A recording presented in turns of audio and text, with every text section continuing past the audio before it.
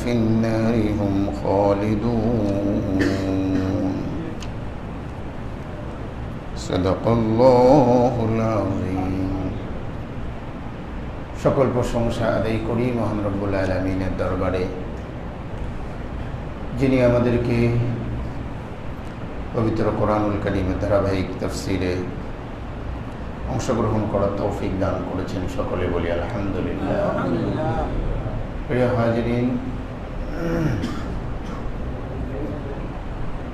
আজকে তারাবির নামাজে তেলাওয়াত হবে 10ম পারা এবং এক পাড়াই তেলাওয়াত হবে। আজকের তেলাওয়াত পঠিত পারার মধ্যে থাকছে সূরা আনফালের 41 নম্বর আয়াত থেকে নিয়ে শেষ পর্যন্ত, এবং থাকছে সূরা তাওবার মাঝামাঝি আংশিক অংশ থাকছে, ঠিক সূরা তাওবার 93 আয়াত, ঠিকই বলছে।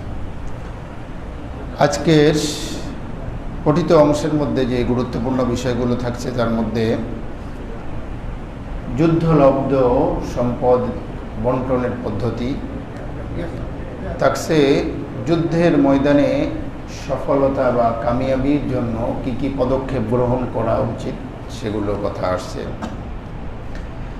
এসেছে মুসলিমদের সামরিক শক্তি সঞ্চার করার কথা এসেছে সূরা তাওবার ঠিক এই আনফালের 60 নম্বর আয়াতে এসেছে। বদরের যুদ্ধে যে সম্পদ বন্টন হয়েছিল তথা মুক্তিপণ নিয়ে যে ছেড়ে দেওয়া হয়েছিল, এ কারণে আল্লাহ রসুলকে মৃদু তিরস্কার করা হয়েছে। সূরা বারাআত বা তাওবার মধ্যে অনেকগুলো গুরুত্বপূর্ণ বা ইম্পর্টেন্ট বিষয়, তার মধ্যে অন্যতম হলো যে কাফেরদের সাথে যে চুক্তি ছিল, এই চুক্তি কাফের কর্তৃক ভঙ্গ করার কারণে আল্লাহ নবী সাল্লাল্লাহু আলাইহি ওয়াসাল্লাম তাদের সাথে সম্পর্ক ছিন্ন করে দিয়েছিলেন। হেরেম শরীফের মধ্যে তাদের যাতায়াত বন্ধ করে দেওয়া হয়েছিল। সূরা তাওবার মধ্যে এসেছে মসজিদ পরিচালনা পর্ষদের কি গুণাবলী এবং মসজিদ পরিচালনা নীতিমালার কথা এসেছে, বলবো ইনশাল্লাহ। এসেছে হুনাইনের যুদ্ধে মুসলমানদের বিপর্যয়ের কথা, এবং আজকের আলোচনার মধ্যে বা আজকের তেলাওয়াতের মধ্যে থাকছে জাকাত এবং জাকাতের নিসাব। নিসাব ঠিক না, জাকাতের খাত, ঠিক কোন কোন খাতে জাকাতের অর্থ ব্যয় করা যায় সেটার কথা এসছে সূরা তাওবার ঠিক 60 নম্বর আয়াতে। চলুন প্রথমেই শুরু করা যাক 45-46 নম্বর আয়াত। ইয়া আইয়ুহাল্লাযীনা আমানু ইযা লাকীতুম ফিআতান ফাসবুতু ওয়াযকুরুল্লাহা কাসীরান লাআল্লাকুম তুফলিহুন। হে ঈমানদারগণ, যখন তোমরা কোনো শত্রু দলের মুখোমুখি হবে তখন তোমরা অটল থাকো, সুদৃঢ় থাকো এবং বেশি বেশি করে আল্লাহর কথা স্মরণ করো, তোমরাই সফল হবে। আল্লাহ এবং আল্লাহর রসুলের আনুগত্য করো, বিবাদ করো না, তাহলে তোমরা বিফল হবে, তোমাদের শক্তি শেষ হয়ে যাবে। ধৈর্য ধারণ করো, নিশ্চয় আল্লাহ ধৈর্যশীলদের সাথেই আছেন। 45-46 নম্বর আয়াত। এখানে যুদ্ধের ময়দানে সফলতার জন্য যে যে পদক্ষেপগুলো গ্রহণ করা চাই সেগুলোর বিবরণ এই দুটো আয়াতের মধ্যে এসেছে। যদিও যুদ্ধক্ষেত্রেই এই টিপস দেওয়া হয়েছে, তবুও অন্য অন্য ক্ষেত্রেও যদি এই ফর্মুলাগুলো মেনে চলা যায় কোনো গুরুত্বপূর্ণ বিষয়, সেখানেও কামিয়াবি বা সফলতা রয়েছে। এখানে আল্লাহ বিশেষ করে উল্লেখ করেছেন ইদা লাকিতুম ফিআতান, যখন তোমরা যুদ্ধের ময়দানে শত্রুপক্ষের মুখোমুখি হও, ফাসবুতু, 1 নম্বর কাজ হলো মজবুত থাকো, সুদৃঢ় থাকো। দেখুন, পৃথিবীর সকল বাহিনী, সকল জাতি সব এই কথার উপরে একমত যে প্রতিপক্ষের উপর বিজয় আনতে গেলে অবশ্যই মজবুতির সাথে, দৃঢ়তার সাথেই টিকে থাকতে হয়। এ বিষয়ে কোনো বাহিনীর কোনো দ্বিমত নেই, আছে নাকি? আছে। ভীরুতা, কাপুরুষতা কোনো জাতির সফলতার মানদণ্ড হতে পারে না। কাজেই এই বিষয়ে সবাই একমত, মুসলিম, অমুসলিম, ইহুদি, খ্রিস্টান, আস্তিক, নাস্তিক, যে কোনো ফোর্স বা বাহিনীর প্রধান একথা বলবে, ফাসবুতু, তোমরা মজবুত বা অটল থাকো। ইসলামও এর বাইরে যায় নাই, গিয়েছে, যাই নাই। কেননা ইসলাম একথার এবং এক্ষেত্রে মজবুত এবং শক্তির সাথে গুরুত্ব দেওয়া বিষয়ে ইসলাম অবশ্যই খুব জোরালোভাবে সাপোর্ট করে, যেমন অন্য জাতিরাও সাপোর্ট করে। কিন্তু ইসলামের বিশেষ বৈশিষ্ট্য হলো দ্বিতীয় নম্বর যে টিপস, যেটা শুধু ইসলামই দিয়েছে, অন্য কেউ দেয় নাই। সেটা কি? ওয়াযকুরুল্লাহা কাসীরান লাআল্লাকুম তুফলিহুন, বেশি বেশি করে আল্লাহকে স্মরণ করো। অর্থাৎ যুদ্ধের ময়দানে যখন শত্রুর মুখোমুখি হচ্ছে, তখন শুধুমাত্র আসবাব, উপকরণ, সাজ সরঞ্জাম, গোলা বারুদ, ট্যাঙ্ক এবং যুদ্ধ বিমান শুধুই নয়, বরং ওয়াযকুরুল্লাহা কাসীরা, আল্লাহকে বেশি বেশি করে স্মরণ করো। অন্যান্য জাতি, অন্যান্য বাহিনী থেকে ইসলামের সৌন্দর্য, ইসলামের অনন্য বৈশিষ্ট্য হলো এটাই, যে কথা ইসলাম বলেছে অন্য কেউ বলে নাই। এজন্য ইতিহাস সাক্ষী, যেখানে অন্য বাহিনীর শক্তি সৈন্যের পরিমাণ যা ইসলামী পক্ষের শক্তি সৈন্য তার অনেক কম, বলা যায় ইসলামের থেকে অন্য বাহিনীর শক্তি 2 গুণ, 3 গুণ, 4 গুণ, শেষমেশ মানে ফলাফল মুসলমানদের পক্ষে। কেন? সেটা হলো মুসলমানদের যেটা আছে অন্যদের যেটা আছে মুসলমানদের সেটা আছে, কিন্তু মুসলমানদের যেটা আছে অন্যদের সেটা নাই। এখানেই তারা হেরে যায়। বোঝাতে পারছি না পারি নাই? অন্যদের শক্তি আছে, মুসলমানদের শক্তি আছে, ওদের সৈন্য আছে, মুসলমানদের সৈন্য আছে, সম পরিমাণ না থাকলেও কিছু কম আছে, কিন্তু মুসলমানদের যা আছে অন্যদের তা নাই। এখানেই তারা কি ফেল মেরে যায়। ঠিক আছে? এক সাবজেক্টে আপনি পেয়েছেন 80, আমি পাইলাম 50, আপনার থেকে কম আছি, কিন্তু আরেক সাবজেক্টে আমি 100, আপনি এখানে ডাব্বা। বলুন তো প্রথম হবে কে? ওয়াযকুরুল্লাহা কাসীরান লাআল্লাকুম তুফলিহুন। অথচ মুসলমানরা এই দুটোই ভুলে গিয়েছে, দুটোটা ভুলে গিয়েছে। এক নম্বরটা ভুলে গিয়েছে, কারণ মুসলমানরা সাজ সরঞ্জাম, শক্তি, দৃঢ়তা এটাও হারায় ফেলছে, ভোগবিলাসিতার মধ্যে মত্ত হয়ে গিয়েছে। আর দ্বিতীয় নম্বর, ওয়াযকুরুল্লাহা কাসীরা, আল্লাহকে স্মরণ করা, আল্লাহকে হাজির নাজির জানা, আল্লাহর উপর ভরসা করা, আল্লাহকে সামনে নিয়ে অগ্রসর হওয়া, এটা তো পুরোপুরি ভুলে গিয়েছে। তো 2 সাবজেক্টেই ফেল, এই জন্য সফলতা নেই। আল্লাহ তো এই দুইটার উপরে, ঈশের উপরেই তো ফালাহ বা সফলতার দিয়েছেন। 3 নম্বর, আতিউল্লাহ ওয়া রাসূল, আল্লাহ রাসূলের আনুগত্য করো।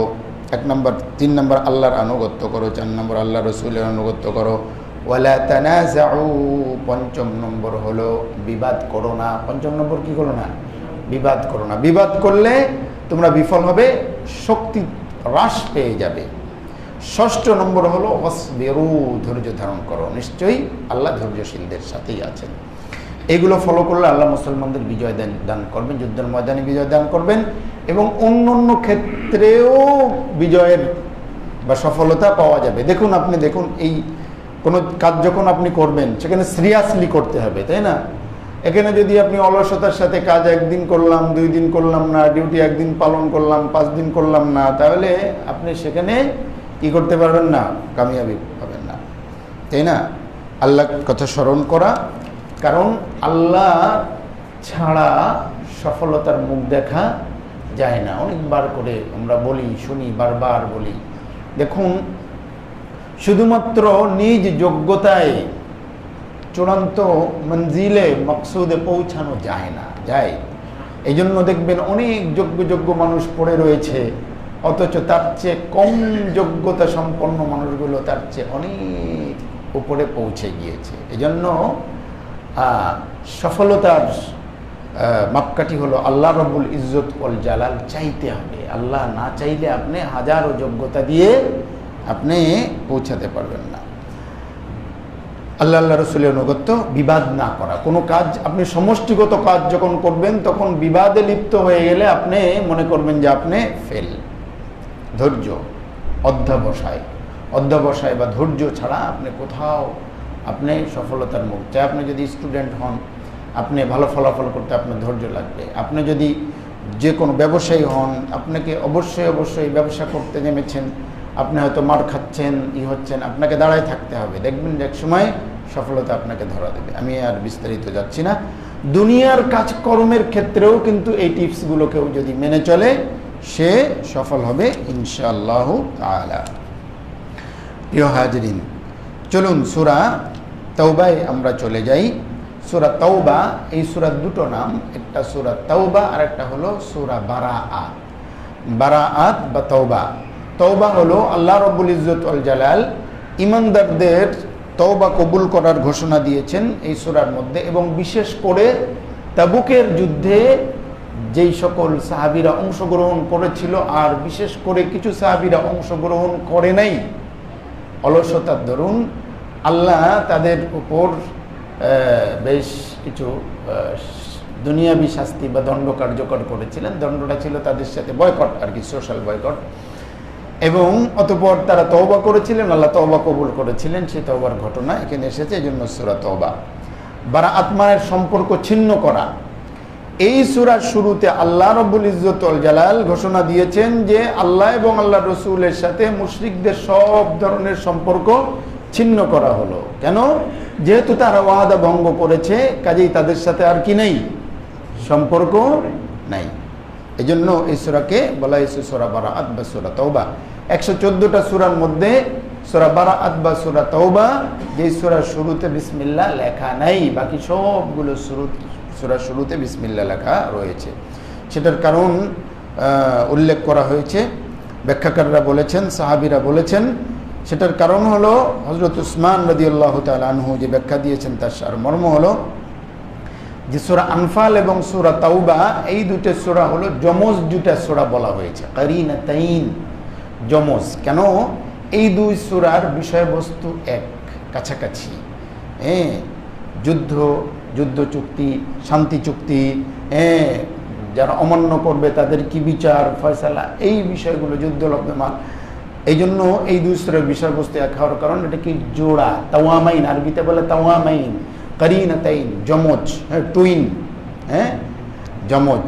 এই জন্য এই দুটো সূরা মানে মধ্যে ফসল, পার্থক্য করার জন্য বিসমিল্লাহ দেওয়া হয় নাই। মূলত বিসমিল্লাহ প্রত্যেকটা সূরা শুরুতে দেওয়া হতো একটা সূরার থেকে আরেকটা সূরা ডিভাইড করার জন্য, মানে ভাগ করার জন্য, যে এটা আলাদা সূরা। তো যেহেতু অর্থের দিক দিয়ে, বিষয়বস্তুর দিক দিয়ে এক, এই জন্য বিসমিল্লাহ দিয়ে কি করা হয় নাই, ভাগ করা হয় নাই। আরেকটা বিষয় খেয়াল করবেন, দেখবেন সূরা আনফালের মোট আয়াত হলো 75টি, অথচ এর আগে যতগুলো সূরা আছে সবগুলো সূরা আপনি দেখবেন যে 100-র বেশি আয়াত, যাকে মিইন বলা হয়েছে। ইভেন সূরা তাওবার মধ্যেও কিন্তু 100-র বেশি আয়াত। এই জন্য আসলে অনেকেই সূরা আনফাল এবং সূরা তাওবাকে এই যমজ হওয়ার কারণে একটা সূরার মতো, যদিও দুটো সূরা। এই জন্য হযরত আলী রাদিয়াল্লাহু তাআলা আনহু বলেছেন, ভিন্ন ব্যাখ্যার কথা বলেছেন, যে এই সূরার শুরুতে বিসমিল্লাহ না হওয়ার কারণ হলো আল্লাহ বিসমিল্লাহর দ্বারা মেসেজ দিয়েছেন রহমানুর রহিম, দয়া এবং করুণা, অনুগ্রহের। আল্লাহর দয়া এবং অনুগ্রহের হকদার তারা যারা আল্লাহর হুকুম মান্যকারী। পক্ষান্তরে যারা আল্লাহর হুকুম মানে না, তাদের উপর তো আল্লাহর দয়া দুনিয়াতে থাকলেও আখেরাতে তাদের উপর কোনো দয়া থাকবে না। কাজেই তাদের সাথে থাকবে সম্পর্ক ছিন্ন। এই জন্য সম্পর্ক ছিন্ন করে দেওয়া হবে। এই জন্য আল্লাহ এখানে বিসমিল্লাহর কথা বলেন নাই, কারণ বিসমিল্লাহর মধ্যে দয়া আছে, অনুগ্রহ আছে। এখানে আল্লাহ রাব্বুল ইজ্জত ওয়াল জালাল অন্য সিফাত, মুনতাকিম, কাহ্হার, আজিজ, জব্বার, এইগুলো ফুটে উঠেছে।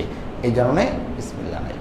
আমি আর বিস্তারিত ব্যাখ্যায় এখানে না গেলাম। চলুন সূরা তাওবার 17 এবং 18, 19 এই আয়াত তিনটির উপর আমরা একটু আলোকপাত করি।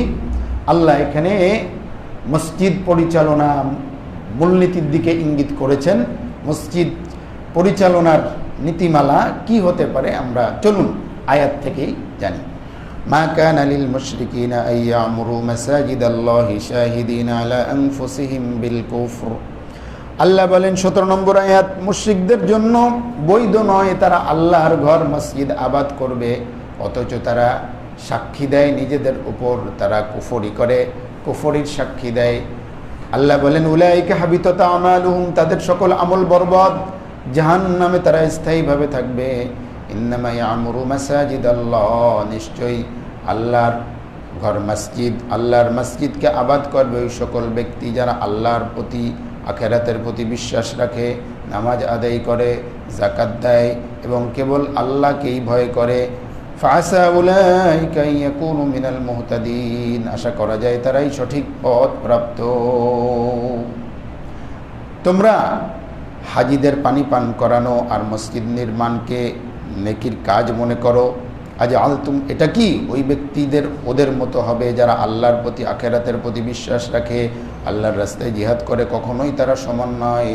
আল্লাহ জালেমদেরকে কখনোই সঠিক পথ দেখাবেন না। সুবহানাল্লাহ। এখানে দুটো কথা 17 নম্বর আয়াতে বলছে মুশরিকরা মসজিদ আবাদ করার যোগ্যতা তাদের নাই।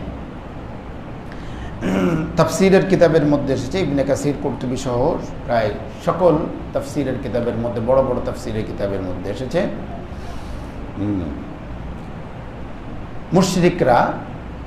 মুশরিকরা বাইতুল্লাহ তথা হারাম শরীফ নির্মাণ তো করেছিল মুশরিকরা, করে নেই? আল্লাহ রাসূল সাল্লাল্লাহু আলাইহি সাল্লাম যখন যুবক বয়স 30 থেকে 35 বছর বয়স, তখন কাবাঘর নির্মাণ হয়েছিল, মানে পুনর্নির্মাণ হয়েছিল।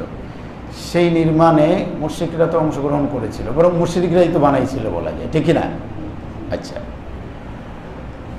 মক্কায় হজ পালন হতো, তো যারা হজ করতে আসতো এই মক্কার লোকজন তাদেরকে খুব ভালো একটা সার্ভিস দিত, পানি পান করাতো এবং হজের ব্যবস্থাপনা তারা পরিচালনা করতো। কারা? মুশরিকরা। আল্লাহ নবী সাল্লাল্লাহু আলাইহি ওয়াসাল্লাম যখন ঈমানের কথা বললেন, ঈশের কথা বললেন, তখন তারা তো সেটা গ্রহণ করে নাই, করেছিল। এর মধ্যে বদরের যুদ্ধ সংগঠিত হওয়ার পরে বিশেষ করে হযরত আব্বাসের নাম এসেছে। হযরত আব্বাস রাদিয়াল্লাহু তাআলা আনহু কাফেরদের পক্ষে এসেছিলেন। আর আল্লাহ নবী সাল্লাল্লাহু আলাইহি ওয়াসাল্লাম, হযরত আলী, বিশেষ করে আল্লাহ রাসূল তো আছেন, হযরত আলী রাদিয়াল্লাহু তাআলা আনহু এবং আব্বাস রাদিয়াল্লাহু তাআলা আনহু দুইজন সম্পর্কে চাচা ভাতিজা না? চাচা কাফেরদের পক্ষে, ভাতিজা হযরত আলী রাদিয়াল্লাহু তাআলা আনহু আব্বাস সহ যারা একেবারে খুব কাছের ছিলেন তাদের খুব তিরস্কার করছিলেন। তো হযরত আব্বাস সহ ওনারা তখন ইসলামের ঘোষণা তারা দেন নাই, তখন বলছেন যে তোমরা খালি আমাকে খারাপ কাজগুলোই দেখো, কেন আমরা যে ভালো কাজ করছি এগুলো তোমরা দেখো না? তো হযরত আলী রাদিয়াল্লাহু তাআলা আনহু বলেন আপনাদের আবার ভালো কাজ কিসের? আব্বাস বলেন দেখো আমরা কত সুন্দরভাবে হজ ব্যবস্থাপনা করে থাকি, আমরা মসজিদ পরিষ্কার পরিচ্ছন্ন রাখি, মানুষ তো অফ করে, তারা করে এবং হাজিদের আমরা পানি পান করাই, এইগুলো কি কোনো ভালো কাজ নয়? আল্লাহ রাব্বুল ইজ্জত ওয়াল জালাল তাদের কথা প্রত্যাখ্যান করার জন্য বা তাদের ওই আকীদা বা বিশ্বাস প্রত্যাখ্যান করার জন্য বলছেন মানে মুশরিকদের তো কোনো যোগ্যতাই নেই আল্লাহর ঘর মসজিদ আবাদ করার, মানে তোমাদের তো কোনো যোগ্যতাই নেই, তোমরা নিজেরাই বলো যে তোমরা কাফের, তোমাদের তো সকল আমল বরবাদ। এখান থেকে বোঝা যায় যত পুণ্যের কাজই হোক না কেন, যত নেকির কাজই হোক না কেন, যদি ঈমান না থাকে এগুলোর কোনো কি নেই, কোনো মূল্য নাই, এবং এইগুলো নিয়ে গর্ব করারও কি নেই, কিছু নাই। এই জন্য 1 নম্বর হলো ঈমান, আকীদা, এগুলো শুদ্ধ করা। অনেকে আছে গর্বের সাথে বলে, দেখা যাচ্ছে নামাজ নাই, ইবাদত নাই, আবার দেখা যাচ্ছে অন্য ইসের সাথে তাদের চলাচল, ইসলাম বিরোধী চক্রের সাথে তাদের সাথে। এই মসজিদ একটা বিশাল আলিশান মসজিদ বানাই দিছে, বানাই দিয়ে কই মসজিদ তো আমি একটা বানাই দিছি, আমি তো বেহেশতের কয়েকটা টিকিট তো অলরেডি আমার পকেটের মধ্যে থাকে আর কি, এমন ভাব অনেকের মধ্যে আছে না নেই? এই সকল বা এই সমমনা মানুষদের আকীদা বা ভ্রান্তি প্রত্যাখ্যান করার জন্য এই আয়াত, যে না মসজিদ বানাও আর কাবা শরীফই বানাও না কেন, মসজিদ তো তোমার এই মসজিদ তো ছোট একটা মসজিদ, তুমি কাবা শরীফ বানাও। আবু জেহেল কাবা শরীফ বানাইছিল না, আবু তালেবরা কাবা শরীফ বানাইছিল না, বানাইছিল তো। তো কাবা শরীফ বানাই তাদের কোনো কি নাই, মুক্তি নাই। আর তুমি একটা মসজিদ বানাই দিছো, হয়তো শত কোটি টাকা ব্যয় করে একটা মসজিদ বানাইছো, আল্লাহ খুদার নাম তুমি নিজে নেও না ঠিকঠাক মতো, নাজাত পেয়ে যাবে। এত সস্তা নাকি? হ্যাঁ, এত সস্তা না এ আয়াত। তাহলে মসজিদ আবাদ করবে কারা? আল্লাহ পরের আয়াতের মধ্যে বলছে মসজিদ আবাদ করবে তারা যারা আল্লাহর প্রতি বিশ্বাস, আখেরাতের প্রতি বিশ্বাস, নামাজ আদায় করে, যাকাত দেয় এবং আল্লাহকে ভয় করে, তারাই মসজিদ আবাদ করবে। আল্লাহ নবী সাল্লাল্লাহু আলাইহি ওয়াসাল্লাম বলেছেন তিরমিজির রাওয়ায়াতের মধ্যে, যে সকল মানুষ দেখবা সকাল সন্ধ্যায় মসজিদে নিয়মিত আসতেছে তাদের ইমানদার হওয়ার সাক্ষী দাও, কারণ আল্লাহ নিজেই বলছেন ইন্নামা ইয়ামুরু মাসাজিদাল্লাহ। প্রিয় হাজিরিন, এখান থেকে উলামায়ে কেরাম বলেছেন এই আয়াত থেকে পরোক্ষভাবে ইঙ্গিত করা হয়েছে যে মসজিদের পরিচালনার দায়িত্বে যারা থাকবেন, পরিচালনা পর্ষদ যারা থাকবেন, ম্যানেজমেন্ট যারা থাকবেন, তাদের এই গুণগুলো অর্জন করা চাই। তাদের আকীদার ঠিক থাকা চাই, আখেরাতের প্রতি, পরকালের প্রতি বিশ্বাস থাকা চাই, তারা নিয়মিত নামাজ আদায় করা চাই, যাকাত দেওয়া চাই, এবং সর্বোপরি কথা হলো খোদা ভীতি বা তাকওয়াও তাদের অন্তরের মধ্যে থাকা চাই। শুধুমাত্র শক্তির প্রভাবে, শুধুমাত্র অর্থের প্রভাবে, শুধুমাত্র অন্যান্য প্রভাবে তিনি মসজিদ পরিচালনার সাথে যুক্ত হয়ে যাবেন, ওইটা এই আয়াতগুলোর পরিপন্থী দেখা যায়। আল্লাহ হেফাজত করুন। আমরা দোয়া করব যদি কারো মধ্যে কোতাহি বা কমি থেকেও থাকে অথচ চলে আসছেন, আমরা তাদের জন্য দোয়া করব আল্লাহ যেন এই গুণ বা সিফাতগুলো তাদের জন্য পরিপূর্ণ মাত্রায় দান করেন, তাই না? একটা হলো যোগ্যতা নিয়ে আসছেন, আর যোগ্যতা কিছু কম হওয়ার পরেও চলে আসছেন, তাহলে আমরা তাদের ঘাট ধরে বের করে দেবো নাকি? না, তাদের জন্য দোয়া করব। আমাদের কাজ আল্লাহ যেন এই যোগ্যতাগুলো তাদের পরিপূর্ণ দান করেন, আর তাদেরও উচিত এই যোগ্যতা অর্জন করার সচেষ্ট হওয়া। ঠিক আছে? পরে আয়াতে আল্লাহ বলেছেন যে দেখো মসজিদ বানাও আর হজদারি করো, এটি নিয়ে গর্ব করো না, কারণ তুমি যাই করো না কেন ইমানদারদের সাথে আর যারা আল্লাহর রাস্তায় জিহাদ করে তাদের সমপরিমাণ হতে পারবে না। প্রিয় হাজিরিন, আজকের তেলাওয়াতের মধ্যে যেমন বলছিলাম 25 নম্বর আয়াতের মধ্যে থাকছে আল্লাহ রাব্বুল ইজ্জত ওয়াল জালালের মদদ বা সাহায্য। আল্লাহ বলেছেন আল্লাহ তোমাদের অনেক জায়গায় সাহায্য করেছেন, বিশেষ করে হুনাইনের দিন তোমরা তোমাদের আধিক্যের কারণে তোমরা নিজেদের খুব পরিতৃপ্ত হয়েছিলে, কিন্তু তোমাদের আধিক্য তোমাদের কোনো কাজে আসে নাই, তোমরা সংকীর্ণ হয়ে গিয়েছিলে, তোমরা তো পালাই গিয়েছিলে, আল্লাহ রহমত করে তোমাদেরকে পরবর্তীতে জিতিয়ে দিয়েছিলেন। সারসংক্ষেপ হলো হুনাইনের যুদ্ধ যখন হয় 9 হিজরিতে, হুনাইনের যুদ্ধ হয়েছিল মক্কা বিজয়ের পরে। মক্কা বিজয়ের পরে তো মুসলমানদের আলাদা একটা জোশের মধ্যে আছে, মক্কা বিজয় হয়ে গিয়েছে আশেপাশের সব এলাকা, কিন্তু আল্লাহ রাব্বুল ইজ্জত ওয়াল জালাল বারবার স্মরণ করিয়ে দেন কথা। একটু আগেই বললাম উযকুরুল্লাহ কাসীরা, মুসলমানদের যারা শক্তি ছিল। তো হুনাইন এবং তায়েফ অভিমুখে হুনাইন জিররানা হয়ে যারা তায়েফে যান, হজে যাওয়ার পরে যারা তায়েফে যান তারা দেখবেন জিররানা হয়ে এই হুনাইন বা হাওয়াজেন ওই দিক দিয়েই তায়েফে যেতে হয়। তো এখানে তায়েফ এবং জিররানার মাঝখানে এখানে একটা কবিলা থাকতো হাওয়াজেন গোত্র। তো আল্লাহ নবী মক্কা বিজয়ের পরে চিন্তা করলেন যে ওরাও খানিকটা মাথাচাড়া দিয়ে উঠছে, ওদেরও মোটামুটি একটু করে আসি, মানে তারা যেন মাথাচাড়া দিয়ে বাগাওয়াত বা বিদ্রোহ না করে, সেজন্য আল্লাহ নবী সাল্লাল্লাহু আলাইহি ওয়াসাল্লাম বাহিনী নিয়ে আসলেন। মুসলমানদের সংখ্যা ছিল অনেক বেশি, 12,000 ছিল, কাফেরদের সংখ্যা ছিল কম, 4,000। এই প্রথম কোনো যুদ্ধ যে যুদ্ধে মুসলমানদের সংখ্যা বেশি, মুসলমানরা খুব বেশি আত্মতুষ্টিতে ভুগতেছিল। অনেকে বলেই ফেললো আজকে আমাদের হারানোর কোনো সুযোগ নেই, আমরা যেই পরিমাণ মানুষ আমরা আজকে আর হারছি না।